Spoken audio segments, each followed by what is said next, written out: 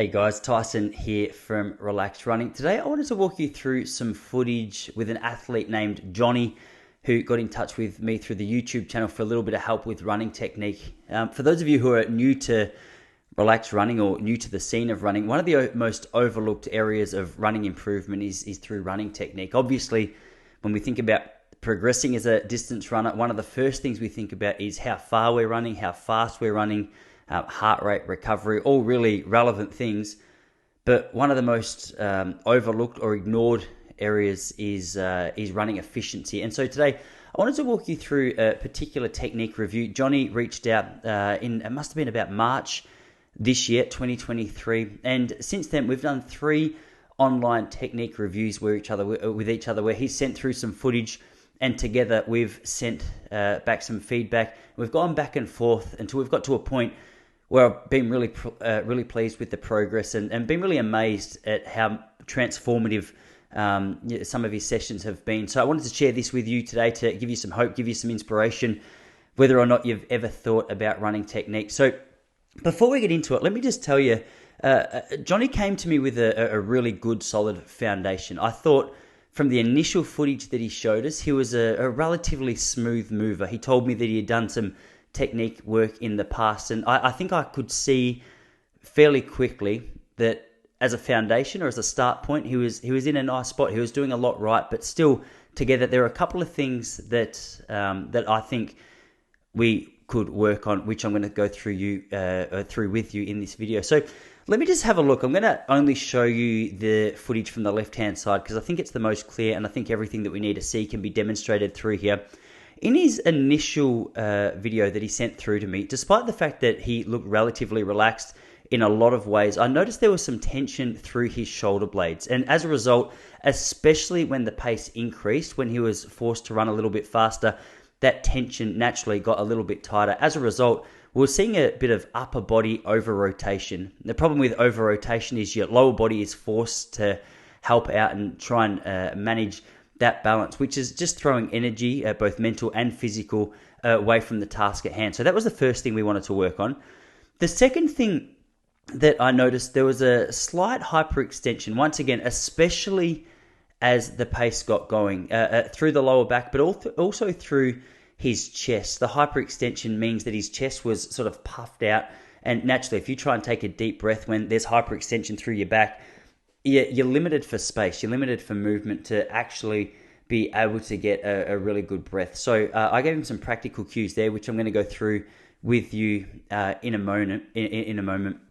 As I said, a lot of these issues were not unique to Johnny. All of us hold tension, stress, fatigue in different ways, and they're magnified when we're tired, under pressure, stressed, or just having a rough day out there. So essentially, let me just walk you through some of this footage. I'll show you the old footage just while I explain to you what it was that I shared with Johnny and where it was that I thought that him and I could get some really good improvement from.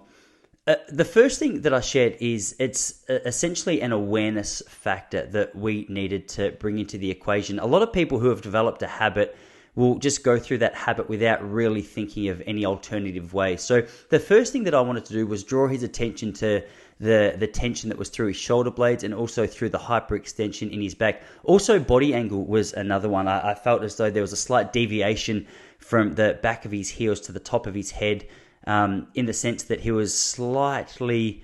I just felt like we could have developed momentum a little more through his technique. We'll get to that in a minute.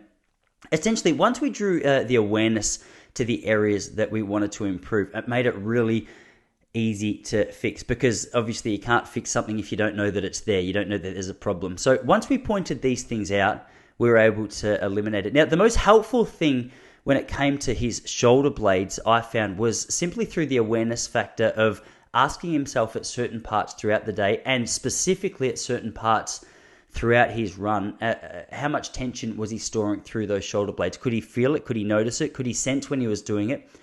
Luckily for me, he said he was already aware of the fact that that tension was stored there. There was just a little confusion as to how to eliminate it. So when it comes to tension in any form throughout the body, one of the most effective ways to eliminate that is simply through an inhale and an exhale.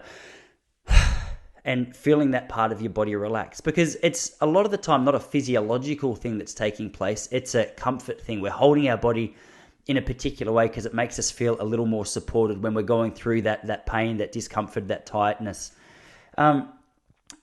So what we wanted to do was the first step, or the first cue that I wanted to give to him, was to go away and to work specifically on that. Once we had that down pat, the other thing that I wanted to see Johnny focus on was this body angle that I mentioned briefly just a couple of minutes ago. Now, what is this body angle? Well, when you see athletes out running, a lot of the time you'll notice athletes are either very upright, they almost look as though they're leaning back.